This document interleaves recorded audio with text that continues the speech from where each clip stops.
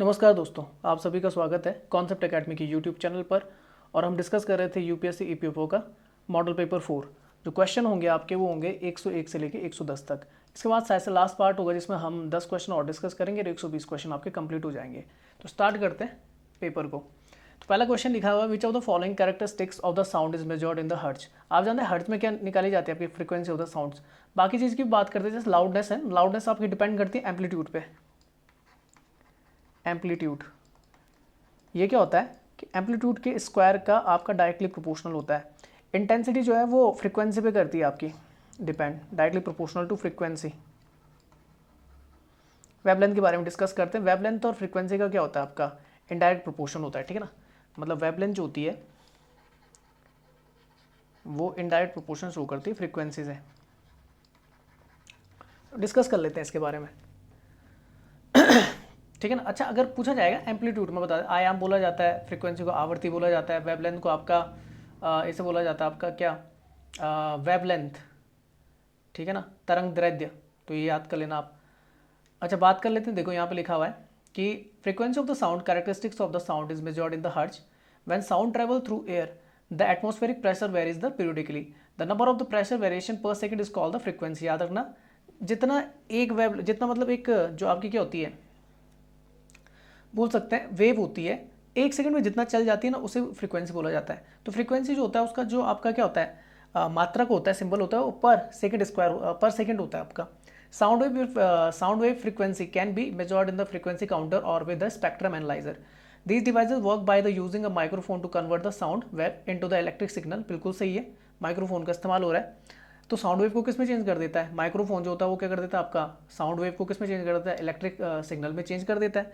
उल्टा होता है आपका किसके साथ, आपका स्पीकर के साथ, ठीक है ना। अच्छा, लिखा हुआ the peak and the value of the wave are counted to find the frequency. अब द इंटेंसिटी देख लो, तो इंटेंसिटी जो है sound intensity also known as acoustic intensity is defined as the power carried by the sound waves per unit. ये आपका जो होता है ना, पी अपॉन आपका क्या होता है, ए होता है। यहाँ पे पी क्या आपका प्रेशर नहीं है, ये आपका पी क्या आपका ये पावर है। ये पी यहाँ पे क्या पावर है, प्रेशर मत कर देना, पावर। तो पावर अपॉन एरिया, तो इसका जो निकल के आता है वो आता है वॉट पर स्क्वायर मीटर आता है। डब्ल्यू अपॉन एम स्क्वायर इसका क्या बन के आता है आपका मात्रक बन के आता है, यूनिट। और sound intensity is no same physical quantity as the sound pressure. The loudness देखें तो लाउडनेस क्या होता है कि लाउडनेस दिखाता है कि कितनी कोई चीज़ लाउड है या सॉफ्ट है, ठीक है ना। तो the loudness of the sound is determined in term by the intensity of the sound waves. Intensity is a measure of the amount of the energy is the sound wave. The unit of the intensity is the decibel. अच्छा, next चलते हैं। तो wavelength मैंने बता दिया, wavelength तो मैंने बता दिया। आगे चलो, यहाँ पर जिन्हें हिंदी में पढ़ना हो यहाँ से पढ़ सकता है, ठीक है ना, हिंदी में यहाँ से पढ़ सकते हैं आप। तो यहाँ पे देख लीजिए, इस पिक्चर में देख लीजिए। तो मैंने बताया था एम्पलीट्यूड को आयाम बोला जाता है। तो आयाम होता है, एक चीज़ मैं पहले बता दूँ, साउंड वेव जो आपकी होती है ना, जो आपकी क्या होती है साउंड वेव्स होती हैं, ये आपकी मैकेनिकल वेव्स है, यांत्रिक मैकेनिकल। और मैकेनिकल वेव्स दो तरीके की होती है, एक होती है ट्रांसवर्स वेव्स जिन्हें बोला जाता है आपका ट्रांसवर्स को बोला जाता है अनुप्रस्थ, अनुप्रस्थ बोला जाता है। मैकेनिकल को बोला जाता है यांत्रिक। और साउंड को तो आप जानते हैं ध्वनि बोला जाता है। तो ट्रांसवर्स होती है, अनुप्रस्थ होती हैं, और दूसरी होती है आपकी लॉन्गिट्यूडनल, लॉन्गिट्यूडनल। तो इन्हें अनुदैर्ध्य बोला जाता है, अनुदैर्ध्य तरंगे। अच्छा, इनमें जो आपका क्या होता है, मोशन होता है वो परपेंडिकुलर डायरेक्शन में होता है। इसमें क्या होता है, परपेंडिकुलर डायरेक्शन मतलब क्या होता है, 90 डिग्री एंगल ऐसा होता है। और लॉन्गिट्यूडनल में जो होता है वो आपका पैरेलल होता है, मतलब आगे पीछे होता है। बात समझ में आ गई। अच्छा, एक और चीज़ है कि जो आपकी मैकेनिकल वेव्स होती है उन्हें मीडियम की ज़रूरत होती है, मतलब उन्हें माध्यम की ज़रूरत होती है। साउंड को भी क्या होती है, माध्यम की ज़रूरत पड़ती है। केवल ट्रांसवर्स का एक एग्जांपल होती है कौन, लाइट। लाइट एक्सेप्शन है, तो उसको माध्यम की ज़रूरत नहीं होती।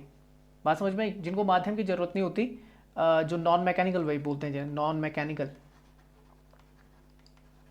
जैसे इलेक्ट्रोमैग्नेटिक वेव्स होती हैं आपकी, इलेक्ट्रोमैग्नेटिक,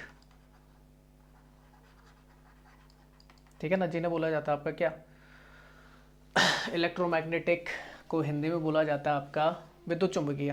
तो इनको मीडियम की ज़रूरत नहीं होती, आपके माध्यम की ज़रूरत नहीं होती है, कहीं भी ट्रैवल कर सकती हैं। पर साउंड को माध्यम की ज़रूरत होती है, ठीक है ना। जैसे आपका चंद्रमा पर जो होता है, जैसे चांद है, तो वहाँ पे साउंड काम नहीं करता क्योंकि वहाँ पे एटमॉस्फेयर है ही नहीं, वहाँ पे मीडियम है नहीं, तो वहाँ पे साउंड काम नहीं करता। चलिए आप देख लेते हैं। तो ये आपका क्या पैटर्न है, ये वेव आपका फॉर्मेशन है। तो एम्पलीट्यूड होता है जो मैक्सिमम हाइट होती है, मैक्सिमम हाइट को क्या बोलते हैं, एम्पलीट्यूड बोलते हैं। जो मैक्सिमम पॉइंट होता है, पीक होता है, या मैक्सिमम नहीं बोल सकते, जो पीक होता है कहीं पर भी अगर पीक आ रहा है तो उसे क्रस्ट बोलते हैं, ठीक है ना। जैसे बोलते हैं स्ट्रिंग, इसे हिंदी में बोलते हैं स्ट्रिंग। और जो नीचे की तरफ आता है, जो माइनस एम्पलीट्यूड यहाँ पे पॉजिटिव है, ठीक है ना, और यहाँ की तरफ क्या है आपका नेगेटिव है, तो उसे बोलते हैं ट्रफ, जैसे बोलते हैं गर्थ। अच्छा, एक पॉइंट से लेकर जब एक स्ट्रिंग और एक गर्थ कंप्लीट हो जाता है, जैसे यहाँ से एक क्रस्ट हो गया, यहाँ तक चले गया, फिर एक आपका ट्रफ चले गया यहाँ तक, तो यहाँ से लेकर पूरा यहाँ तक, मतलब एक क्रस्ट जो आपका वेव लेंथ होती है उसमें एक क्रस्ट होता है और एक ट्रफ होता है। तो ये आप याद कर लेना, उसे वेव लेंथ बोलते हैं, ठीक है ना। इतना याद कर लेना है तो बाकी चीज़ समझ में आ गई। अब अच्छा, अब देखो जो आपकी वेव होती है ना, एक सेकंड में जितना चल जाए, एक सेकंड में जितना चल जाएगी उसी को फ्रीक्वेंसी बोल देते हैं वेव की, ठीक है ना, आवृत्ति बोल देते हैं। अच्छा ये देख लीजिए, अब अगर मान लीजिए कोई वेव्स है, तो वेव अगर क्या हो रही है कि अगर वेव में क्या हो रहा है, एम्पलीट्यूड, ये देखो यहाँ पर देख रहे होंगे आयाम, जितना ज़्यादा बड़ा बनेगा लाउडनेस उतनी ज़्यादा इंक्रीज होगी। इसलिए तो मैंने बोला था कि जो आपकी लाउडनेस होती है वो डायरेक्टली प्रोपोर्शनल होती है एम्पलीट्यूड के स्क्वायर के, मतलब एम्पलीट्यूड, तो लाउडनेस अगर 2 गुना बढ़ रही तो जो आपका एम्पलीट्यूड 4 गुना बढ़ जाएगा एम्पलीट्यूड के स्क्वायर के, ठीक है ना। और यहाँ पर देखिए तो एम्पलीट्यूड आपका कम है, डिक्रीज है, तो लाउडनेस भी क्या होती है, कम होती है। अब जो पिच होती है ना, पिच डिपेंड करती है आपकी किस पे, ये फ्रीक्वेंसी पे डिपेंड करती है आपकी, ये डायरेक्टली प्रोपोर्शनल होती है। तो देखो अगर फ्रीक्वेंसी बढ़ेगी, यहाँ पर देखिए कि अगर मान लीजिए 1 सेकंड में, यहाँ पर देख लीजिए ये 1 सेकंड का टाइम मान लीजिए, 1 सेकंड में यहाँ तक पहुँच जाती है, तो आप देख रहे कितना चल पा रही है, ज़्यादा चल पा रही है। तो आपका क्या है कि यहाँ पर फ्रीक्वेंसी आपकी ज़्यादा है तो पिच क्या हो जाती है, इंक्रीज हो जाती है। यहाँ पर देखिए ये अगर मैं 1 सेकंड का टाइम मान लूँ तो यहाँ पर केवल और केवल देखो एक ही फोल्ड है, एक ऊपर एक नीचे, यहाँ पर देखिए 1 2 3 4 बार चल पा रही है। तो यहाँ पर देखिए क्या आपकी फ्रीक्वेंसी कम है तो पिच क्या हो जाती है, डिक्रीज हो जाती है। यहाँ पर देख सकते हैं। तो 3 चीज़ें आपने याद करनी, एक तो लाउडनेस, एक पिच और एक होती है क्वालिटी, जैसे टिम्बर बोला जाता है। क्वालिटी और टिम्बर आपका देखा जाता है जैसे आपके म्यूजिकल इंस्ट्रूमेंट्स होते हैं वहाँ पर देखा जाता है। तो लाउडनेस होता है तो 2 तरीके का होता है, सॉफ्ट होता है जब आपका एम्पलीट्यूड क्या होता है, लो होता है, और एम्पलीट्यूड हाई होता है तो लाउडनेस बढ़ जाती है। पिच में क्या होता है कि जितना 1 सेकंड में कम चलेगी उतना लो होगा, जितना ज़्यादा चल पाएगी वेव उतना ज़्यादा आपका क्या होगा, हाई होगा। तो पिच डिपेंड करती है फ्रीक्वेंसी पे, याद रखना पेपर में पूछा जाता है। लाउडनेस डिपेंड करता है एम्पलीट्यूड पे। और क्वालिटी और टिम्बर की बात करें तो वेव फॉर्म में करता है कि किस तरीके वेव फॉर्म है, किस तरीके का पैटर्न बन रहा है। तो जैसा अगर एक ही तरह का पैटर्न बन रहा है तो क्लियर होगा, और अगर क्या है जिग जैग है तो वो मिक्सड हो जाएगा आपका, ठीक है ना। अच्छा तो ये देखो लाउडनेस यहाँ पे लिखा हुआ है, it distinguishable between the loud and the feeble sound, it mainly depends upon the amplitude of the sound, other factor are the area of the vibrating body and the distance of the listener from the sources of the sound. तो high amplitude बताता है loud sound को और लो amplitude बताता है feeble sound को। Pitch की बात करें, it distinguishable between the shrill and the flatter sound, it mainly depends upon the frequency of the sound. तो high frequency shrill sound shorter wavelength, याद रखना कि अगर हाई फ्रीक्वेंसी तो वेवलेंथ कैसी होगी, शॉर्ट होगी, क्योंकि वो डिपेंड करता है फ्रीक्वेंसी पे। फ्रीक्वेंसी और वेवलेंथ का क्या होता है, आपका इनडायरेक्ट प्रोपोर्शन होता है। तो पिच आपकी बढ़ती है अगर फ्रीक्वेंसी बढ़ती है, फ्रीक्वेंसी बढ़ती है तो वेवलेंथ कम हो जाती है। लो फ्रीक्वेंसी होती है जब आपका क्या होता है, फ्लैटर साउंड होता है, लो फ्रीक्वेंसी होती है, लॉन्गर वेवलेंथ होती है। क्वालिटी और टिम्बर की बात करें, it distinguishable on one sound from the other having the same loudness in the pitch, both the sound have the different sound effect। जैसे sound wave of the guitar इस तरीके से पैटर्न कुछ बन रहा है, साउंड वेव होता है सितार इस तरीके से कुछ बन रहा है। तो यहाँ पे देखो लिखा हुआ है लाउडनेस और पिच में अंतर। तो loudness is defined as the property of the sound which is use to differentiating between the loud and the faint sound. यहाँ पर जो डिफरेंशिएट होता है वो श्रिल एंड फ्लैट में होता है। तो ये थोड़ा याद रखना, loudness is dependent on the energy received by the air in the unit time. तो ये डिपेंड करती है किस पे, आपकी एनर्जी पे, जबकि पिच इंडिपेंडेंट होती है, वो डिपेंड नहीं करती। Loudness independent of change in the frequency, independent होती कौन, लाउडनेस फ्रीक्वेंसी की, जबकि पिच डिपेंड करती है किस पे, फ्रीक्वेंसी पे। तो मैंने बताया तो जो वेवलेंथ होता है लैम्डा इक्वल टू होता है वेव स्पीड जो होती है आपकी v/f। जैसे क्या होता है कि वेवलेंथ और फ्रीक्वेंसी का जो आपका आता है वो इनडायरेक्ट प्रोपोर्शन शो होता है। क्या होता है, इनडायरेक्ट प्रोपोर्शन शो करते हैं, व्युत्क्रमानुपात, प्रोपोर्शन, जैसे बोलते हैं व्युत्क्रमानुपात,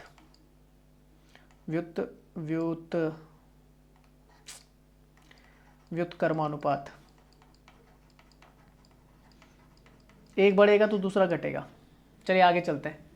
अच्छा ये कुछ है जैसे पेपर में पूछा जाता है, तो याद रखना कि जब 85, ये डेसिबल है, ये आपकी लाउडनेस है, तो 85 के आसपास जब देखा जाता है, यहाँ पर 85 के आसपास क्या होता है, इसके बाद जो देखने मिलता है अगर इससे ऊपर जा रहा है तो हमारी एयर के लिए वो साउंड कैसी होती है, हार्मफुल होती है, हानिकारक होती है हमारी एयर के लिए 85 से ऊपर।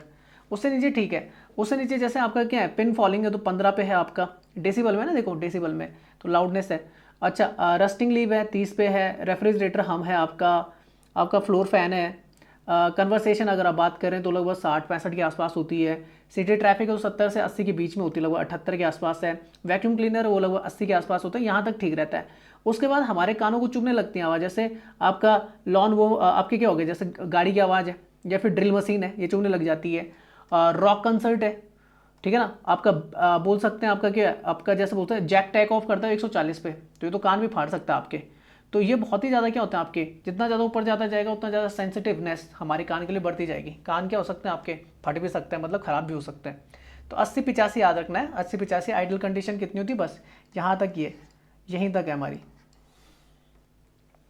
नेक्स्ट चलता है next question, which of the following plant hormone control fruit ripening. मैं आपको बता दूं कि इससे पहले जो मैंने पार्ट बनाया आपका, जिसमें मैंने 90-91 से लेकर 100 क्वेश्चन कराया, उसमें पूरा मैंने हार्मोन्स के बारे में बताया। जो आपके प्लांट ग्रोथ टिश्यूज़ होती हैं, चाहे वो मैरिस्मेटिक टिश्यूज़ हो चाहे आपकी परमानेंट टिश्यू हो। परमानेंट में भी मैंने बताया था जो आपकी कैसी होती है, एक ऐसी होती है सिंपल है, एक कॉम्प्लेक्स होती है, वो सारा बता रखा है, उसे अच्छे से देख लेना उस वीडियो को। और वीडियो को देखने के बाद एक बार पीडीएफ को अच्छे से पढ़ लेना। उसके बाद मैंने हार्मोन्स के बारे में बताया था। तो यहाँ पे बोल रहा है कंट्रोल द फ्रूट रिपनिंग, तो इथाइलिन होता है। इथाइलिन एक्चुअल में दोनों तरीके से काम करता है, ये आपका ग्रोथ प्रोमोटर भी होता है, मतलब बढ़ने भी देता है, और ये इनहिबिटर भी होता है, रोकता भी है।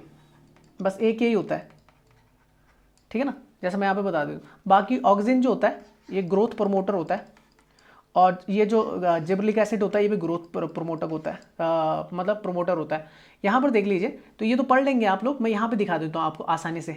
ये 5 तरीके के तो मैं बता दूँ, ये 3 जो आपके शुरुआत के दिख रहे हैं ये ग्रोथ प्रमोटर है, मतलब ये क्या करते हैं, प्रमोट करते हैं, ग्रोथ को बढ़ाते हैं। जबकि 2 नीचे के वो ग्रोथ इनहिबिटर है। फिर भी मैंने तुम्हें बताया था कि इनहिबिटर मतलब रोकते हैं, पर जो इथाइलिन होता है वो दोनों तरीके से बिहेव करता है। किन किन कंडीशन में, पहला आता है जर्मिनेशन। जर्मिनेशन जब आपका क्या होता है, प्लांट जब बीज से निकलता है बाहर।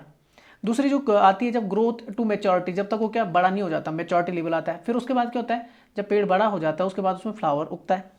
फ्लावर के बाद उसमें फ्रूट डेवलपमेंट होता है। फ्लावर के बाद ही आपका फ्रूट बनेगा। फ्रूट के बाद क्या होता है कि एक टाइम पे वो क्या होगा भाई, वो क्या होगा पूरा, यानी कि पत्ते पुत्ते झड़ जाएंगे उसके। उसके बाद उसमें क्या देखने को मिलेगी, डोरमेंसी देखने को मिलेगी। तो ये जो लास्ट की 2 चीज़ें हैं ना, लास्ट की 2 चीज़ें ये होते हैं आपके इनहिबिट करने के लिए। और शुरुआत की जो 4 चीज़ें आपकी यहाँ से यहाँ तक दिख रही हैं वो प्रोमोटर्स के लिए होती हैं। तो जिबरलिन जो होता है वो शुरुआत की 4, जर्मिनेशन में काम करता है, मैच्योरिटी लेवल में काम करता है, फ्लावरिंग में काम करता है, और फ्रूट डेवलपमेंट में काम करता है।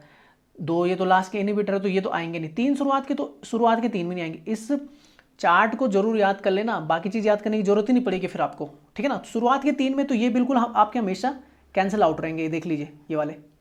फिर देख ऑक्सीजन जो होता है वो जर्मिनेशन भी नहीं आता, बस ऐसा याद कर लेना, जर्मिनेशन भी नहीं आता, पर हाँ ग्रो टू मैच्योरिटी लेवल में काम करता है, और फ्लावरिंग में काम करता है, फ्रूट डेवलपमेंट में काम करता है। वहीं अगर साइटोकाइनेंस की बात करें तो वो भी आपका जर्मिनेशन में नहीं आता। जर्मिनेशन सिर्फ जिबरलिन काम करता है, बाकी आपका मैच्योरिटी में काम करता है, फ्लावरिंग में काम करता है, और फ्रूट डेवलपमेंट में काम करता है। अच्छा, इथाइलिन को क्यों बोलते हैं कि वो दोनों तरीके से काम करता है, कि वो ग्रोथ प्रमोटर भी होता है और ग्रोथ इनहिबिटर भी होता है। तो जर्मिनेशन में भी काम नहीं करता, मैच्योरिटी में काम नहीं करता, हाँ, पर इथाइलिन काम करता है फ्लावरिंग में और फ्रूट डेवलपमेंट में, फल को पकाने के लिए काम करता है इथाइलिन। हाँ, पर इनहिबिटर में क्यों आता है, क्योंकि अब्सिशन में भी काम करता है, अब्सिशन में भी काम करता है, हाँ, पर सीड डोरमेंसी में काम नहीं करता। जो आपका प्योरली आपका क्या होता है, इनहिबिटर होता है, उसके लिए चारों जो होंगे ना शुरुआत के प्रोमोटर्स कैटेगरी थी, ये सारे कैंसिल आउट हो जाएंगे और इनहिबिटर कैटेगरी दोनों खुल जाएंगे, अब्सिशन खुल जाएगा और सीड डोरमेंसी खुल जाएगी, ठीक है ना। तो ये अब्सिसिक एसिड जो होता है ना, कई बार पूछा जाता है कि प्लांट का जो आपका पौधा है वो बौना रह जाता है तो किस हार्मोन की वजह से, अब्सिसिक की वजह से। पौधा है वो बहुत बड़ा हो रहा है, वो किसकी वजह से, जिबरलिन की वजह से। तो ये थोड़ा दिमाग में रखना, इस टेबल को आप याद कर लेना। नेक्स्ट चलते हैं, in cactus the spines are the modified. तो स्पाइन्स क्या होती है, स्पाइन्स होती है उसमें वो मोडिफिकेशन होता है किनका, लीव्स का, पत्तियों का, ठीक है ना। तो यहाँ पर देख लेते हैं, ये पढ़ लेना आप लोग, तो मैं यहाँ पे दिखा देता हूँ। देखो ये आपका क्या कैक्टस है, तो बाहर का जो आपको ये दिख रहा है, ये कांटे टाइप के दिख रहे हैं, इन्हें बोलते हैं स्पाइन्स। यही क्या होते हैं, एक पत्तियों की तरह काम करते हैं। अब आपने देखा होगा जो नागफनी का पौधा होता है वो ज़्यादातर सूखे इलाकों में होता है, बहुत कम पानी की इसको जरूरत होती है। बहुत कम पानी में क्या हो जाता है आपका, अगर जहाँ पर क्या होती है आपके लगभग 10 से 20 सेंटीमीटर आपकी बारिश होती है, वहाँ पर भी क्या करता है, फल जाता है। अंदर की तरफ आपको जो दिख रहा है कोटिंग दिख रही है वो स्किन की है, उसके अंदर जो आपको सफेद टाइप का दिख रहा है वो वस्कुलर टिश्यू है, उसके अंदर जो आपको दिख रहा है वो पित पाइथ है, और इसके रूट्स आपके इस तरह फैले रहते हैं इस तरीके से, तो ये रूट्स हैं। अब स्पाइनी लीव्स अगर देखा जाएगा, जो ये आपके कांटेदार होते हैं, ये क्या करते हैं कि पानी को लूज नहीं करने देते, keep the plant from the losing water, पानी को लूज नहीं करने देते, ताकि होता क्या है कि नॉर्मल जो आपके पौधे होते हैं वो क्या करते हैं, वाटर को लूज करना स्टार्ट कर देते हैं, पर इसके जो कांटे हैं वो क्या करते हैं, गर्मी के टाइम पे भी क्या करते हैं, इसके अंदर वाटर को बनाए रखते हैं, तो keep the plant from the losing water. अब इसकी जो स्टेम आती है अंदर की, वो क्या करती है भाई, वो स्टोर करती है वाटर को, अंदर की जो स्टेम है। और सैलो रूट जो होते हैं, इसके अंदर क्या होता है, सैलो रूट्स मतलब कैसे खोखली होती हैं, वो क्या करती है, पानी को अच्छे से सोख सकती है जब बारिश होती है, जितनी भी बारिश होगी, ठीक है ना। अच्छा नेक्स्ट चलते हैं, which of the following cell organelles is involve in the respiration. Respiration में काम करता है आपका माइटोकॉन्ड्रिया। माइटोकॉन्ड्रिया को बोला जाता है power house of the cells, power house of the cell. Nucleus जो होता है वो प्रेजेंट होता है आपका किन में, न्यूक्लियस प्रेजेंट होता है आपका किन में, यूकेरियोटिक सेल्स में। जो सेल्स होती हैं, जैसे यूकेरियोटिक सेल्स कौन से आते हैं, एनिमल आ जाता है और प्लांट्स इसमें आ जाते हैं आपके, तो इनके अंदर क्या होता है आपका न्यूक्लियस प्रेजेंट होता है। एक होता है प्रोकैरियोटिक, इसमें क्या होता है, न्यूक्लियस आपका अब्सेंट होता है, न्यूक्लियस आपका क्या होता है, अब्सेंट होता है। क्लोरोप्लास्ट होता है तो ये ग्रीन कलर देता है भाई, किसको, पौधों में होता है केवल, याद रखना किस में होता है, प्लांट में होता है केवल। राइबोसोम होता है, ये क्या होता है, प्रोटीन फैक्ट्री होती है आपकी, प्रोटीन फैक्ट्री। चलो देख लेते हैं आप। तो ये तो समझ जाओगे यार आप लोग, ठीक है ना। अब देखो यहाँ पे लिखा हुआ, हाँ ये पूछा गया था भाई, देखो the main organelles involve in the respiration. तो रेस्पिरेशन आपके कितने 32 ATP के होते हैं, रिलीज होते हैं, याद रखना। और जब आपका क्या होता है, फर्मेंटेशन प्रोसेस होता है, तब 2 निकलते हैं आपके बाहर। उसको बाद चलो उसको बाद में किसी दिन डिस्कस कर लेंगे। अब मैं सिर्फ इतना बता दूँ, जैसे प्लांट सेल है, तो प्लांट सेल में आपको ये अंदर की तरफ आपको न्यूक्लियस देखने को मिलेगा, लाइजोसोम देखने को मिलता है, माइटोकॉन्ड्रिया ये हो गया आपका, ठीक है ना, राइबोसोम देखने को मिलते हैं ये, ठीक है ना। गोल्जी एप्रेटस हो गया, साइटोप्लाज्म हो गया, स्मूथ एंडोप्लाज्मिक रेटिकुलम हो गया, रफ एंडोप्लाज्मिक रेटिकुलम हो गया, न्यूक्लियोप्लाज्म हो गया, न्यूक्लियस हो गया, सेल मेम्ब्रेन, माइटोकॉन्ड्रिया, सेंट्रियोल्स वगैरह देखने को मिलता है आपको यहाँ पर। अच्छा बात करें तो यहाँ पर भी इस पिक्चर में भी आप देख सकते हैं, तो अभी जो बात कर रहे हैं वो किसकी कर रहे हैं, माइटोकॉन्ड्रिया की बात कर रहे हैं, और इसी की बात आगे चलेगी। तो इसमें होते हैं आपके क्या, देखो इसमें राइबोसोम जो होता है, ATP सिंथेसिस भी होता है, ATP बोलते हैं एडेनोसिन ट्राइफॉस्फेट बोलते हैं, और ये क्या होता है आपका एनर्जी करेंसी होती है। ये तो power house of the cells होता है, ये एनर्जी करेंसी होती है, एनर्जी करेंसी, जिससे आपकी पावर क्या होती है, जनरेट होती है। तो पावर जनरेशन के लिए कौन आता है, ATP आता है। ATP जो होता है, ATP जो आपका एडेनोसिन ट्राइफॉस्फेट होता है, तो उसमें क्या होता है कि जो आपका फॉस्फेट होता है, इनऑर्गेनिक फॉस्फेट होता है, उसकी 3 चेन चल रही होती हैं। तो हाइड्रोलाइसिस प्रोसेस के थ्रू, जिसमें क्या होता है आपका H2O क्या करता है, H2O का क्या होता है, रिलीज करता है। तो ये फॉस्फेट जो आपका इनऑर्गेनिक फॉस्फेट होता है, उसे एक को क्या कर देता है, हटा देता है, जिससे क्या होती है, एनर्जी लॉस होती है। एनर्जी लॉस होने से ये किस में बदल जाता है, आपका एडेनोसिन डाइफॉस्फेट में हो जाता है चेंज, ठीक है ना। और ये रिवर्सिबल है। तो हाइड्रोलाइसिस प्रोसेस अगर पूछा जाएगा, एडेनोसिन ट्राइफॉस्फेट को एडेनोसिन डाइफॉस्फेट में बदलना है, तो अब इसमें देख रहे हो आप यार, कौन से ग्रुप है, ऑक्सीजन है, हाइड्रोजन है, नाइट्रोजन ग्रुप लगा हुआ है, और कार्बन आपकी चेन लगी हुई है, और फॉस्फेट ग्रुप लगा हुआ है। पर जब एडेनोसिन डाइफॉस्फेट में बदल दो, हाइड्रोलाइसिस प्रोसेस है, एनर्जी रिलीज कर देगा एकदम से। यहाँ पे एनर्जी क्या रहती है, आपकी पीक पे होती है, बैटरी फुल चार्ज। यहाँ पे क्या हो जाए, बैटरी लगभग आपकी लो हो जाती है। कंडेंसेशन प्रोसेस के थ्रू क्या होता है, आप एडेनोसिन ट्राइफॉस्फेट को बदल सकते हो फिर से किसमें, एडेनोसिन ट्राइफॉस्फेट में, और ये साइन होता है आपका क्या, रिवर्सिबल प्रोसेस के लिए। अच्छा बात करें फॉर्मेशन तो ATP, तो ATP के साथ जब आपका क्या होता है, इनऑर्गेनिक फॉस्फेट होता है और एनर्जी निकलती है, तो ATP बन सकता है। और एक्सपेंडिचर करेंगे तो ATP किस में टूटता है, ADP एनर्जी और फॉस्फेट आयन में टूट जाता है। यहाँ पर भी आप देख सकते हैं, यहाँ पर देख लीजिए, एडेनोसिन डाइफॉस्फेट में आपकी बैटरी फुल चार्ज है, एडेनोसिन डाइफॉस्फेट में आपकी खाली हो जाती है। क्योंकि आपका क्या होता है, एक आपका जो फास्फोरस क्या होता है, इनऑर्गेनिक फॉस्फेट होता है, ग्रुप होता है, वो अलग हो जाता है। यहाँ पे हाई एनर्जी बॉन्ड लगे होते हैं, यहाँ पे टूट जाता है। और यहाँ पे राइबोज भी होता है लगा हुआ, राइबोज आप जानते हैं, मैंने बताया था अभी, आपका प्रोटीन फैक्ट्री होती है जो, और यहाँ पे फ्री करती है क्या, एनर्जी क्या करती है, लूज कर जाती है, एनर्जी फ्री हो जाती है इससे। अच्छा कुछ चीज़ें UPSC में क्वेश्चन पूछा गया था, तो बाकी चीज़ें देखो तो दोनों में होती है, एनिमल सेल्स और जो क्या होती है आपकी प्लांट सेल, लगभग मेन चीज़ें कॉमन होती हैं इनमें, पर कुछ चीज़ें होती है जो अलग होती है। जैसे एनिमल्स में एक सेंट्रियोल्स पाए जाते हैं, ठीक है ना, प्लांट्स में वो नहीं पाया जाता। प्लांट सेल में जो केवल पाया जाता है क्लोरोप्लास्ट और सेल वॉल पाई जाती है, तो ये किसमें नहीं, एनिमल में नहीं पाया जाता। अच्छा यहाँ पर देख सकते हो, तो प्लांट में क्या होता है, सेल वॉल होती है, लार्ज वैक्यूल्स होते हैं, क्लोरोप्लास्ट होते हैं, और flagella only in the gametes. Flagella मतलब जो पूंछ टाइप की होती है, ठीक है ना, पूंछ टाइप की होती है। जैसे तुम जैसे आपने देखा होगा कि फ्लैजेला जैसे वो होता है आपका स्पर्म्स होते हैं, उनमें फ्लैजेला होती है, पूंछ टाइप की लगी होती है इस तरीके से। तो इनमें क्या होता है, फ्लैजेला केवल गैमेट्स में होता है। और अगर देखा जाएगा एनिमल में तो सेल वॉल नहीं होती। इसमें जो वैक्यूल्स होते हैं, या तो वो छोटे होंगे तो वैक्यूल्स होंगे नहीं, क्लोरोप्लास्ट होता नहीं है और फ्लैजेलाइन में होता है। अच्छा, दोनों में माइटोकॉन्ड्रिया होता है, गोल्जी एपरेटस होता है, rough and smooth endoplasmic reticulum होता है, न्यूक्लियस होता है, साइटोप्लाज्म होता है और राइबोसोम होता है। ठीक है ना, नेक्स्ट चलते हैं। अच्छा, नेक्स्ट आता है blue tongue disease mostly affected which of the following animal. तो ये सबसे ज्यादा करते हैं सिप को। वैसे कैटल बोल सकते हैं, सिप किसका एक पार्ट है, कैटल का। कैटल में देखने को मिलता है ये मवेशियों में, मवेशी में जैसे गाय भैंस बकरी ये आ जाते हैं। ठीक है ना, तो ये देख लीजिए नील यानी ब्लैक टंग ही याद करना, नील जीवा। ठीक है ना, तो ये भीड़ में होगा यहाँ पर। तो ये देख लीजिए, तो लिखा हुआ है सीप में देखने को ना, blue tongue is disease that is transmitted by the midges. Midges अभी बता देता हूँ मैं आपको, ये मच्छर की तरह दिखने वाली फ्लाई होती है आपकी, और ये जो आपका झील होते हैं या तालाब होते हैं उनके ऊपर उड़ते हैं। Cattle although infected more frequently than the sheep. जो आपके मवेशी होते हैं जैसे गाय हो गई भैंस हो गई, वो ज़्यादा इफेक्टेड होती बजाय सिप के। Do not always show the sign of the disease. Virus is spread between the animal occurs where the midges of the culicoides species. अच्छा, जो वायरस आपका स्प्रेड होता है वो मिडगेज के थ्रू होता है, पर मिडगेज में तो वो होता ही नहीं आपका क्या सैकलाइक तो स्ट्रक्चर होता ही नहीं, मतलब ये क्या काटती नहीं है। पर इसमें क्या होता है, एक वायरस पलता है जो क्या कर सकता है, इसको इफेक्ट कर सकता है, इन्फेक्टेड कर सकता है। होता क्या है कि भाई clinical sign of the disease in sheep, eye and the nasal discharges होता है। ठीक है ना, ड्रूलिंग देखने मिलती है, हाई बॉडी टेम्परेचर हो गया, swelling in the mouth, head and the neck, lameness and the wasting of the muscles in the hand legs and the it prevented. अच्छा, किस तरीके से बनाना जो फ्रूट होता है उसको स्मैश करके किस में डाल सकते हैं, सेसमे ऑयल 50 ml में डाल के प्रिवेंट कर सकते हैं। और ये एक कैसी होती है, तो लिखा blue tongue is really a clinical sign and infection, aloe vera is the natural treatment of this disease. जैसे हिंदी में पढ़ लेता हूँ, तो ये किसके लिए होता है, देखो यहाँ पर ये लिखा हुआ है कि भेड़ में इस बीमारी का एक नैदानिक संकेत है आंख और नाक का बहना, लार टपकना, शरीर का उच्च तापमान, मुंह और सिर और गर्दन में सूजन, लंगड़ापन और पिछले पैरों में मांसपेशियों की असक्रियता।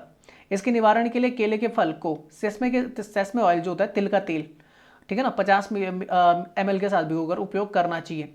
और ये जो होता है आपका लिखा हुआ है एलोवेरा से क्या हो सकता है, ट्रीट कर सकता है। अब मिडगे और मॉस्किटो में क्या अंतर होता है, तो ये लेक फ्लाई होती है आपकी, ठीक है ना, और इसे कायरोनोमाइड मिडगे बोलते हैं, और मॉस्किटो को बोलते हैं आपका कौन सा, मिनेसोटा स्टेट बर्ड। अच्छा, लार्वा लाइफ अगर देखेंगे तो लार्वा जो लाइफ देखने को मिलता है मिडगे का, वो देखने को मिलता है develop in the mud near the bottom of the lakes and the ponds. और यहाँ पे larva develop in the standing water in the swamp, low spots in the containers. Adult life जो होती है वो लगभग 3 से 4 दिन की होती है मिडगे में, और जो आपका मच्छर में होती है वो लगभग 2 से 4 वीक की होती है। अच्छा, फिजिकल फीचर देखेंगे तो इसमें आपका देखो ये सैक स्ट्रक्चर नहीं होता, जैसे बोलते हैं आपका कौन सा प्रोबोसिस। प्रोबोसिस मतलब नीडल लाइक माउथ नहीं होता, जैसे इसमें होता है ना आपका नीडल लाइक माउथ, जिससे ये क्या करती है, खून चूसती है आपकी जो फीमेल होती है। इसमें ऐसा देखने को मिलता। और इसके जो क्या होते हैं पंख होते हैं काफ़ी छोटे होते हैं, और जो मच्छर के होते हैं पंख कैसे होते हैं कंपेरिजन में बड़े होते हैं। अच्छा, रिस्क देखेंगे ह्यूमंस के लिए तो मिडगे का कोई रिस्क देखने को मिलता, नॉन बाइटिंग स्पीसीज है, मतलब काटती नहीं है। Made from homes near lakes but pose no health risk, कोई हेल्थ रिस्क नहीं होते। हाँ, पर मच्छर के काटने से क्या हो सकता है, इचीरेसेस हो सकते हैं, और कई मच्छर होते हैं जैसे आपका क्या प्लाज्मोडियम पैरासाइट जो कैरियर होता है आपका, ठीक है ना, या डेंगू मच्छर होता है आपका जो डेंगू वायरस का कैरियर होता है आपका, फीमेल एनोफिलीज होती है, तो उससे बीमारियां हो सकती हैं आपकी। नेक्स्ट चलते हैं, which of the following cattle can be affected by the rinderpest disease. तो सिप गॉट पिग तीनों आपके क्या होते हैं, राइंडर पेस्ट डिसीज से क्या होते हैं, इन्फेक्टेड होते हैं। तो आंसर बन जाएगा all of these.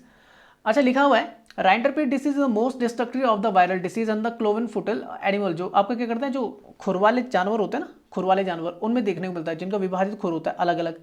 The virus is found notable in the saliva, saliva में पाया जाता है, discharge from the I and the nostril. तो इससे क्या होता है आपका जो आंख और नथुने होते हैं उनमें स्राव देखने को मिलता है, लार बहने लगती है। And in the urine in the faeces, आपका क्या होता है मूत्र और जो मल होता है उसमें भी फर्क देखने को मिलता है। Early symptomatic treatment can be help to cure the animal. अगर शुरुआत में अगर इसका पता लग जाए तो मदद हो सकती है। और इसमें क्या होता है, जो फीवर हो जाता है लगभग 104 से लेकर 107 डिग्री फ़ारेनहाइट का आपको देखने को मिलता है, जिसको ये संक्रमित होता है। कुछ आपकी डिसीज़ हैं जैसे सिप से भीड़ से रिलेटेड, उन्हें बोलते हैं ओवन जोन्स डिसीज होती है, स्कम्बी माउथ हो गया आपका, सेलेनियम डेफिशिएंसी हो गया। वहीं अगर गॉट की बात करें, फ्लूक इन्फेक्शन हो गया, टैपवार्म हो गया और गोट पॉक्स हो गया। तो ये आप याद कर लेना। नेक्स्ट न्यूज आती है, government of India announce the production link incentive for which of the following sector. ये अभी अभी आपका देखो इसमें एक्टिव फार्मास्यूटिकल इंग्रेडिएंट को भी जोड़ा होगा। अगर आप करंट अफेयर्स पढ़ते हैं ना तो पिछले साल आपका क्या था, एपीआई जो होता है ना, ये ड्रग्स के लिए बहुत जरूरी होता है। भारत आप जानते हैं फार्मास्यूटिकल हब मानी जाती है पूरे वर्ल्ड में, पर आज भी भारत क्या है कि एपीआई के लिए जो आपका एक्टिव फार्मास्यूटिकल इंग्रेडिएंट होता है, जो मेन इंग्रेडिएंट होता है, कच्चा माल बोलते हैं जैसे किसी दवाई को बनाने के लिए, उस पर डिपेंड करता है किस पे, चाइना पे। पर अब भारत इसे यूएसए से भी खरीद रहा है, और इसके लिए भारत सरकार ने भी देखो, जब इसकी जरूरत पड़ी ना अभी कोविड के टाइम पे, तो भारत सरकार ने 5,000 करोड़ रुपए का इसके लिए फंड क्या कर दिया है, एलोकेट कर दिया है कि भारत में भी इसके लिए क्या लगाए जाए, फॉर्म्स लगाए जाए, और एपीआई को यहीं भारत में क्या किया जाए, प्रोड्यूस किया जाए, और भारत की जो डिपेंडेंसी है चाइना पे वो कम की जाए। तो भाई ये प्रोडक्शन लिंक इंसेंटिव जो होता है कि सरकार छूट देती है कि अगर आप ये काम करते हैं तो सरकार की तरफ से आपको छूट मिलेगी। तो कहाँ कहाँ पर है, mobile manufacturing specified electronic component, बिल्कुल सही है, क्योंकि भारत को एक टेक्नोलॉजी हब बनाना तो इसमें काम करना बहुत जरूरी था। क्रिटिकल की स्टार्टिंग मटेरियल, बिल्कुल सही है। Drug in intermediaries and the active pharmaceutical ingredient और manufacturing of the medical devices, तो ये बिल्कुल सही था।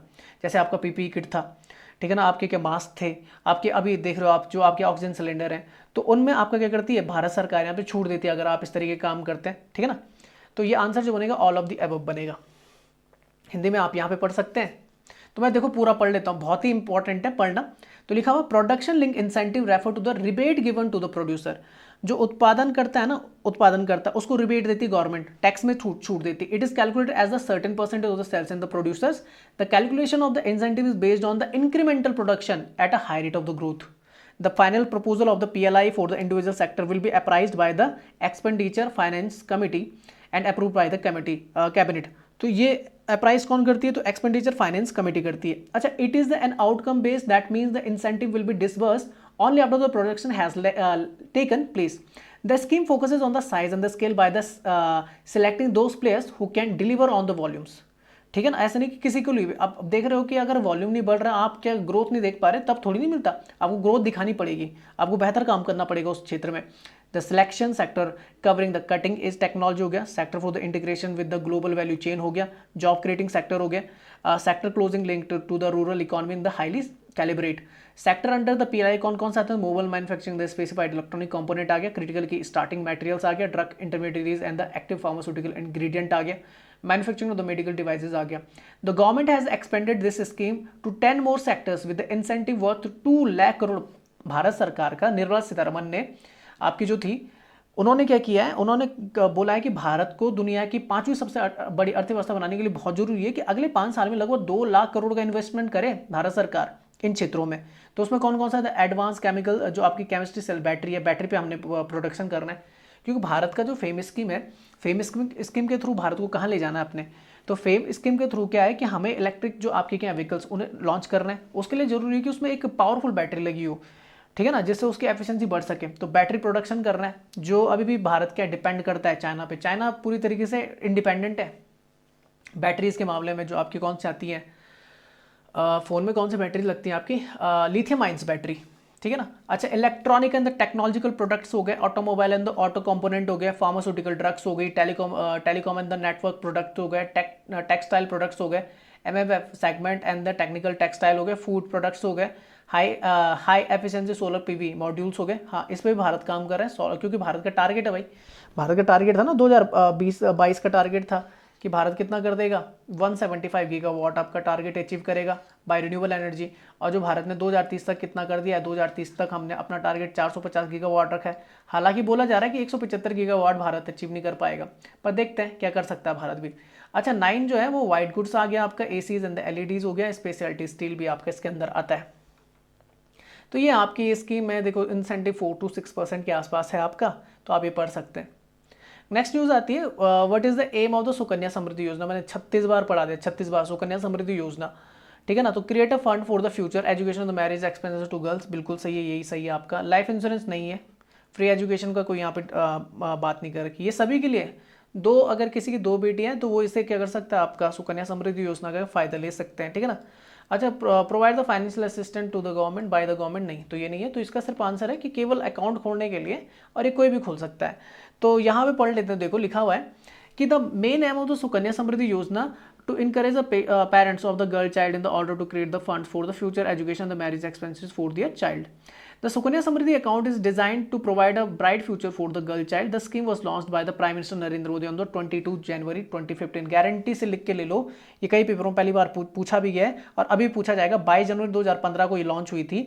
और इंसेंट जो आपका इनिशिएटिव था वो कौन सा था? बेटी बचाओ बेटी पढ़ाओ। कहाँ से स्टार्ट किया था? पानीपत हरियाणा से। उस जगह से स्टार्ट किया था हरियाणा। आप जानते हैं कि वहाँ पर जो गर्ल सेक्स रेशियो बहुत कम है, तो पानीपत हरियाणा से स्टार्ट किया गया था। पूछा गया पेपर में, आप याद कर लेना। इसमें क्या है कि आपको कम से कम minimum is 1000 rupees can be invested in one financial. 1000 रुपये आपको एक साल में कम से कम क्या करना पड़ेगा? इन्वेस्ट करना पड़ेगा। और कहाँ तक मैक्सिमम कहाँ तक जा सकते हो? 1.5 लाख तक आप इन्वेस्ट कर सकते हो। अगर आप क्या करते हो किसी भी फाइनेंशियल ईयर में, फाइनेंशियल मतलब जो आपका क्या होता है अप्रैल से शुरू के मार्च तक खत्म होता है, अगर वहाँ पर पैसे नहीं दे पाते हो, 1000 रुपये जमा नहीं कर पाते किसी भी ईयर में, तो 50 रुपये की पेनल्टी भी लगेगी। और ये स्कीम जो रहेगी वो 14 साल के लिए आपकी क्या रहेगी? वैलिड रहेगी। इसमें क्या होगा कि जो लड़की होगी पहले वो क्या कर सकती है? 50% तक रुपए क्या कर सकती है? 18 साल कंप्लीट होने पे, जब उसका क्या हो जाएगा लगभग 12वीं तक कंप्लीट हो जाएगा, ग्रेजुएशन में जाएगी, तो एजुकेशन के लिए 18 साल के बाद 50% अमाउंट क्या कर सकती है? वो आपका निकाल सकती है। और जब उसकी उम्र हो जाएगी मतलब 21 साल, जब शादी की उम्र होती है, जो वैलिड एज है, तो उस समय क्या कर सकती है? वो पूरे पैसे क्या कर सकती है? विड्रॉल कर सकती है। एलिजिबिलिटी क्या है भाई इसकी? तो कोई भी आने की क्या होता है, ये तो गार्जियन हो जाएंगे, या तो जो पेरेंट्स होते हैं, लीगल गार्जियन होने चाहिए जो पाल रहे हैं, या फिर जो आपके पेरेंट्स हैं वो उसी लड़की का खोल पाएंगे अकाउंट, उसी लड़की का अकाउंट खोल पाएगा जिसकी एज 10 साल से छोटी है। बात समझ में आ गई? ठीक है। और ये केवल कितने लड़कियों के लिए? केवल 2 लड़कियों के लिए, याद रखना, ठीक है ना। अच्छा, ट्रांसफर ऑफ द अकाउंट, तो ये किसी भी थ्रू हो सकता है। आप पोस्ट ऑफिस में अकाउंट खोल सकते हैं, किसी बैंक में खोल सकते हैं, किसी भी प्राइवेट सरकारी सब आ गए इसके अंदर, ठीक है ना। तो यहाँ पर दिखा देता हूँ मैं, देखो यहाँ पे लिखा हुआ है, देखो समृद्धि सुकन्या समृद्धि योजना, तो लिखा हुआ है अकाउंट होल्डर, तो गर्ल चाइल्ड एज 0 to 10, जो 10 साल से छोटी है उनका अकाउंट खोला जा सकता है उनके माता पिता द्वारा या उनके गार्जियन के द्वारा। तो who can open the account? Parent या लीगल गार्जियन हो गए। Where to open the account? Post office या ऑथराइज्ड बैंक, कोई सा भी होगा, आप खोल सकते हैं। प्राइवेट और सरकारी दोनों चलेंगे। नंबर ऑफ अकाउंट कितने हो सकते हैं? 1 अकाउंट पर चाइल्ड, एक बच्ची पे एक हो सकता है, और मैक्सिमम आप 2 रख सकते हैं। अगर आपके 2 लड़कियां हैं तो 2 रख सकते हैं, 3 पे नहीं होगा। मिनिमम मैक्सिमम डिपॉजिट कितना है भाई? तो आप कितना कर सकते हो? मिनिमम डिपॉजिट 250 है, पर अब उसे बढ़ा के 1000 कर दिया गया था, ठीक है ना। और मैक्सिमम कितना है? 1.5 लाख है। करंट इंटरेस्ट रेट कितना? तो 8.5 है। अब ये अलग अलग बैंक का अलग अलग भी चलता है, ठीक है ना। टैक्स बेनिफिट क्या है भाई? तो आपको क्या है कि आपका up to the 1.5 lakh under the ATC, ये आपका टैक्स बेनिफिट के लिए आपके कहता है सेक्शन आता है, जिसमें आपको क्या होता है इनकम टैक्स में आपको मिलता है छूट मिलती है। मैच्योरिटी पीरियड कितना है? तो 21 ईयर है, ठीक है ना। उसके बाद आप क्या कर सकते हैं? पूरे पैसे निकाल सकते हैं। पर वही मैंने बताया कि विड्रॉ कर सकते हैं 50% किस एज तक? जब आपके एजुकेशन के लिए विड्रॉ कर सकते हैं 18 साल के बाद। तो यहाँ पे देखो लिखा हुआ मैक्सिमम एज कितनी होनी चाहिए? 10 साल होनी चाहिए। आपका जो 250 रुपये मिनिमम अमाउंट आप डिपॉजिट कर सकते हैं, पर मैंने बता दें 1000 रुपये हो गया वो। डिपॉजिट कितने साल तक कर सकते हैं? 14 साल के लिए बनेगा। मैच्योरिटी पीरियड 21 साल का है, जब आप 21 साल की हो जाएगी लड़की। 50% का विड्रॉ कर सकते हैं जब वो 18 साल कंप्लीट कर चुकी होगी, ग्रेजुएशन के लिए उसे पढ़ाई के लिए पैसे चाहिए होंगे। और तब कितना कर सकते हैं? 21 साल, जब 21 साल कंप्लीट, तो पूरा पैसा क्या निकाल सकती हो? बाहर निकाल सकती है शादी के लिए अपने। तो ये सारा चीज़ लिखा हुआ है यहाँ पे, देखो the tax deduction up to the 1.5 lakh every financial year under the ATC। 1.5 lakh रुपए कर सकते हैं आप साल में जमा। और आप किससे बाहर रहेंगे?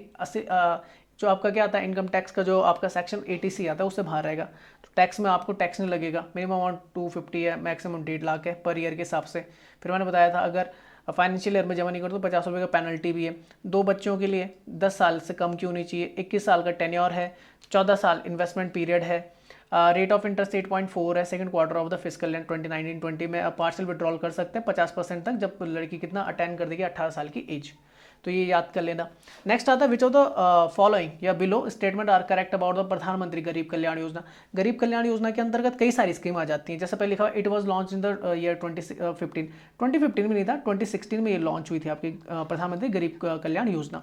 इसमें लिखा था government announce the medical insurance coverage of the 50 lakh for the person to around the 20 lakh to कोविड-19 वॉरियर्स। जो आपके फ्रंट लाइन वर्कर्स थे ना, तो अगर वो कोविड की वजह से मरे तो उनका कितना था हेल्थ इंश्योरेंस, कितना था सॉरी मेडिकल इंश्योरेंस कितना का था? 50 लाख रुपए का था। आप बात समझ रहे हैं? 50 लाख का इंश्योरेंस था। अगर मौत हो जाती तो 50 लाख का इंश्योरेंस था। और हेल्थ इंश्योरेंस कितना का था? 20 लाख का था। ये किया गया था पिछले साल जब कोविड-19 आया था, तो कई सारे फ्रंटलाइन वर्कर मारे जा रहे थे और उनकी हेल्थ प्रॉब्लम्स भी हो रही थी, तो 50 लाख कर दिया गया था, ठीक है ना। अच्छा, farmer provided with the additional amount of the 2000 government under the किसान सम्मान निधि योजना 2019 की आपकी, तो 2000 रुपये उन्हें क्या देने थे? आपके गवर्नमेंट की तरफ से देने थे। Other government announce 5 kg of the rice and the wheat along with the 1 kg of the preferred pulses every month. एक व्यक्ति को 5 kg क्या बोलते हैं 5 kg आपको 5 केजी आपको क्या मिलेंगे, चावल मिलेंगे 5 किलो आपको, या तो फिर 5 किलो में क्या मिल जाएगा, व्हीट मिल जाएगा। उसके अलावा 1 किलो आपको दाल मिलेगी, यह हर महीने मिलेगी एक परिवार के एक सदस्य को। तो ये यूनिट है, 5 यूनिट के हिसाब से, 5 और 1 6 यूनिट, तो 6 यूनिट है, तो टोटल मिला के अगर 4 है परिवार में तो 6 को 24 यूनिट मिल जाएंगे आपको एक महीने में। तो ये पिछले साल किया गया था, जब आपका क्या था, कोविड के टाइम पे कई लोग क्या था पूरा, यानी कि बोल सकते हैं उनसे उनका रोजगार था छीन लिया गया था, या छिन गया था कोविड की वजह से। तो जो पहला वो आंसर गलत है, बाकी सारा सही है। 2016 में इंट्रोड्यूस हुई थी, तो आंसर जो बनेगा वो बनेगा 2, 3 और 4। तो देखो हिंदी में पढ़ सकते हैं आप यहाँ पे, ठीक है ना। तो देखो लिखा हुआ है कि it was launched in the year 2016। देखो the objective was to implement the pro poor welfare scheme in the more effective ways and the reaches out to more poor population across the country. आप जानते हैं कि जो वो पहुंचाई गई थी आपकी, क्या जो ये राशन वगैरह पहुंचाई गई थी, तो सरकार ने दावा किया था 80 करोड़ लोगों को इसका फायदा मिलेगा, 80 करोड़, ठीक है ना। चलो मैं पढ़ लेता हूँ आगे। Social benefit of the scheme extended to March 2021 रखा गया था उस time target. The benefit of the package was divided into 2 parts. एक था फूड सिक्योरिटी, जिसमें 80 करोड़ लोगों को क्या करना था, 5 केजी राइस या फिर व्हीट देना था, और 1 केजी क्या देना था, पल्सेस देनी थी। Direct benefit transfer scheme Bharat में 2013 में इंट्रोड्यूस हुई थी, सीधे यानी खाते में पड़ जाएंगे पैसे। The benefit of the farmers, तो 2000 रुपये में मैंने बता दिया अभी, किसान सम्मान निधि योजना के तहत। जो मनरेगा थे, अच्छा पूछा जाता है कि मनरेगा का पहला नाम क्या था, नरेगा था, national rural NREGA, national rural employment guarantee act, ये 2005 का रखा है। और याद रखना कि 2 अक्टूबर 2009 को इसका नाम बदलकर महात्मा गांधी का, जब आपका क्या होता है जन्म दिवस था, शायद से कितने साल कंप्लीट हुए थे, 140 हुए थे, हाँ 140 साल कंप्लीट हुए थे, 1869 में पैदा हुए थे, हाँ 140 साल कंप्लीट होने पे किसके नाम पे रख दिया गया था, महात्मा गांधी के नाम पे मनरेगा रख दिया गया था। तो ये था आपका, तो जो Mahatma Gandhi national rural employment guarantee act 2005 में इंट्रोड्यूस है, नाम बदल कब बदल दिया था, 2009 में। तो इसमें क्या था कि जो 100 दिन का काम दिया जाएगा और 202 रुपये की कर दी गई थी, दिहाड़ी कर दी गई थी एक दिन की, तो इंक्रीज इन डेली वेजेस। अच्छा x gratia of the 1000 rupees 1000, तो लिखा तो government will provide the 3 crore poor senior citizen. अब सीनियर सिटीजन बोला जाता है जो 80 साल से ऊपर होते हैं, या फिर जो डिसेबल्ड है, ठीक है ना, विकलांग है, और जो कैसी विडो है, तो उनके लिए 1000 रुपये क्या था, 3 महीने के लिए क्या पेंशन कर दी गई थी इस टाइम पे। अच्छा फ्री एलपीजी सिलेंडर था, तो इसमें ये मैं बोल सकता हूँ भारत सरकार की जो सफल बोल सकते हैं योजनाओं में से एक है, क्योंकि भारत सरकार ने जो टारगेट है वो बहुत तगड़े ढंग से अचीव किए इस मामले में, ठीक है ना।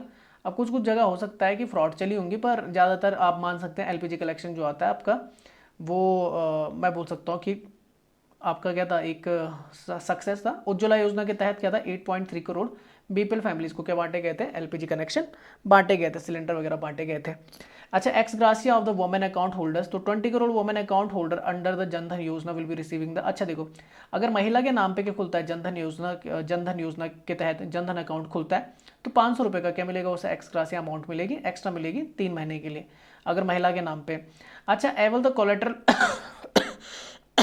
Sorry avail the collateral free loans, ये बताओ किन के लिए रखी गई है, ये रखी गई है आपके जो NRLM जो होता है, नेशनल रूरल लिवलीहुड मिशन के तहत, जो आपकी सेल्फ हेल्प ग्रुप होती है वुमेन्स की, जो महिला बोल सकते हैं स्वयं सहायता समूह होते हैं, 63 लाख वुमेन्स के लिए क्या है कि 20 लाख तक को क्या ले सकते हैं, कोलेट्रल फ्री लोन ले सकते हैं, 20 लाख तक का लोन ले सकते हैं बिना किसी क्या बोल सकते हैं उस पर इंटरेस्ट पे किए हुए, ठीक है ना। EPF है जो आपका एम्प्लॉयमेंट प्रोविडेंट फंड है, उसमें भी क्या है वर्कर्स को और ऑर्गेनाइज सेक्टर को मिलेगा, फायदा मिलेगा फॉर द नेक्स्ट 3 मंथ्स। ये उस टाइम पे किया था जब कोविड लगा था पिछले साल। Government will pay the EPF contribution to both employer and the employees 12%। वैसे मैं कॉन्ट्रीब्यूशन बता दूं तो कितना है, 4% का है, और मैंने बताया था कि जो एम्प्लॉयर का होता है जो रखता है उसका 3 पॉइंट कितना होता है, 25% का कॉन्ट्रीब्यूशन होता है प्रोविडेंट फंड में, और जो एम्प्लॉय का होता है उसका होता है 0.75% कॉन्ट्रीब्यूशन। तो ये पढ़ लेना, ये स्कीम है, ठीक है ना। ये जब योजना आपकी इंट्रोड्यूस हुई थी, ये आपका क्या था, अन्न योजना, जो गरीब कल्याण अन्न योजना, तो उसके तहत जितना राशन बांटा गया था, तो ये सारा लिखा गया है इसमें। अच्छा लास्ट पढ़ लेते हैं, लास्ट न्यूज़ है, which of the below statement are correct. तो unique identification authority of India, जिसे बोलते हैं UIDAI, कब इंट्रोड्यूस हुई थी, ये आपका बना था 2009 में, ठीक है ना। Is the central government agency for the India for the Aadhaar, तो आधार कार्ड जो इंट्रोड्यूस किया था unique identification authority of India ने किया था on 26 March 2016। Aadhaar act 2016 was notified in the gazette of India, बिल्कुल सही है। Aadhaar not use for the any purpose except the PDS, जो आपका पब्लिक डिस्ट्रीब्यूशन सिस्टम होता है, जैसे आपको राशन वगैरह मिल रहा है तो वहाँ पे आधार कार्ड दिखाना पड़ेगा आपको, या कुछ भी अगर आप स्कीम का फ़ायदा उठा रहे हैं तो वहाँ पे आपको आधार कार्ड दिखाना होता है। कैरोसिन वगैरह आपको अगर मिलता है एलपीजी डिस्ट्रीब्यूशन है तो वहाँ पे आपको दिखाना पड़ेगा। बाकी जगह जैसे बैंक में आपको केवाईसी के लिए आधार लगाने की जरूरत नहीं है, ठीक है ना, क्योंकि इससे क्या हो रहा था, राइट टू प्राइवेसी का हनन हो रहा था आपका। अच्छा, तो unique identification authority of India issued the 12 digit unique identification number called the Aadhaar. तो 12 आप जानते 12 डिजिट का आपका क्या होता है, आधार नंबर होता है। तो ये चारों आपके क्या है, सही है। तो मैं पढ़ लेता हूँ, देखो लिखा हुआ है the unique identification authority of India objective to collect the biometric and the demographic data of the resident, store them in the centralized database and issue a 12-digit unique identity number called the Aadhaar to each resident. It is considered the world's largest national identification number project. The Supreme Court of the India ruled that the Aadhaar will not be used for the any other purpose. और चीज़ों के लिए use नहीं करोगे, PDS में कर सकते हो, कैरोसिन एलपीजी डिस्ट्रीब्यूशन में कर सकते हो। Aadhaar card will not be mandatory under the jurisdiction of the ministry of the electronics and information technology, ठीक है ना। जैसे आप सिम वगैरह ले रहे हैं तो वहाँ पे भी इस्तेमाल करने की जरूरत नहीं आपको आधार कार्ड की। The government of Andhra Pradesh started the Aadhaar based innovative, Andhra Pradesh ने किया था first of its kind project called the Bhudhaar to assign the 11 digit unique number मिला था। वो किसके लिए मिला, लैंड पार्सल के लिए मिला था, मतलब जैसे जमीन के लिए होता है ना आपका, तो उसके लिए मिला था। 11 अंकों का ये क्या था, आपका यूनिक आइडेंटिफिकेशन नंबर था। तो ये आपका आज का लेक्चर 110 क्वेश्चन हो चुके हैं। 10 क्वेश्चन जो होंगे देखेंगे, वो मैं जल्दी उसकी वीडियो भी ला दूंगा आपके पास। तो जो पीडीएफ है वो आप हमारे टेलीग्राम ग्रुप से क्या कर सकते हैं, इसकी ले सकते हैं। व्हाट्सएप ग्रुप में अगर आप जुड़े हुए हैं तो वहाँ से भी ले सकते हैं। वीडियो को अगर आप यूट्यूब में देख रहे हैं तो लाइक करें, शेयर करें और सब्सक्राइब करना ना भूलें चैनल को। और साथ ही साथ अगर आपने सब्सक्राइब नहीं किया है तो, और अगर सब्सक्राइब कर लिया है तो बगल में आपका जो बेल आइकन होता है उसे प्रेस कर लीजिए और ऑल नोटिफिकेशन पर आप क्लिक कर देना। तो जितनी वीडियोस मेरे द्वारा बनाई जा रही वो आपको टाइम टू टाइम मिलती जाएंगी। वीडियो का लिंक मैं फेसबुक पे भी चैनल जो अपना फेसबुक चैनल उस पर भी क्या कर देता हूँ, शेयर कर देता हूँ। तो वहाँ पर भी आप हमारे फेसबुक जो चैनल है उसे क्या कर सकते हैं, लाइक कर सकते हैं। और इंस्टाग्राम पर भी हम है इसी नाम से, तो यहाँ पर भी आप हमें फॉलो कर सकते हैं। तो वीडियो को देखने के लिए आप सभी का बहुत बहुत धन्यवाद। जय हिंद, जय भारत।